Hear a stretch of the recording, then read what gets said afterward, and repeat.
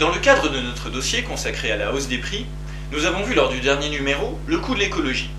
Aujourd'hui, nous allons nous intéresser au prix des matières premières à travers un produit de consommation courante, la bière. Alors, notre expert, Monsieur MKD, bonjour. Première question, qu'est-ce qu'une matière première? La définition est simple. Une matière première, c'est une matière qui est soit extraite de la nature, soit produite par elle. Dans le cas qui vous intéresse, JT, c'est l'orge maltable, le houblon, l'eau. Ce qu'il faut bien garder à l'esprit quand on parle de matières premières, c'est que souvent ces matières nécessitent un premier traitement, un affinage. Et qu'évidemment ce processus a un coût. Et ce coût intervient dans le calcul du prix de revient du produit fini. Comment les prix des matières premières sont-ils fixés? Pour certaines matières premières, les achats et les ventes se passent au sein d'institutions. Un petit peu sur le modèle des places financières. Ce sont des bourses de commerce sur lesquelles on échange comme si on échangeait des actions ou des obligations. Ce n'est pas le cas de l'orge et du houblon, puisque la plupart des échanges se font en fait de gré à gré, c'est-à-dire sans l'intermédiaire de ces structures, de ces institutions financières.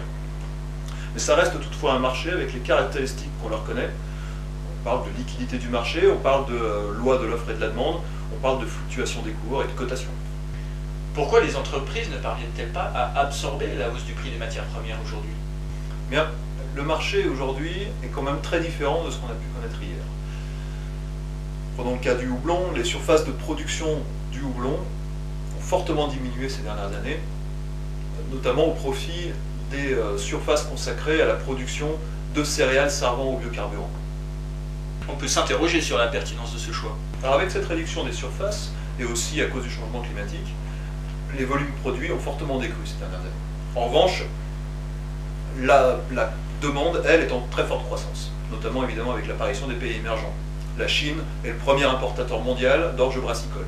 Sa consommation en bière augmente environ de 12% chaque année depuis une vingtaine d'années. Pourtant, les producteurs de produits finis nous assurent qu'ils savent absorber la hausse des matières premières, notamment avec des méthodes financières, économiques, socio-économiques. Certaines de ces méthodes font des fois grincer des dents, comme celle de la délocalisation. On emploie aussi des stratégies marketing, comme la diversification des produits. Les solutions existent, et pourtant les prix continuent à augmenter. Est-ce que ça signifie que les entreprises du secteur sont en difficulté? Apparemment, pas autant qu'on voudrait bien le croire.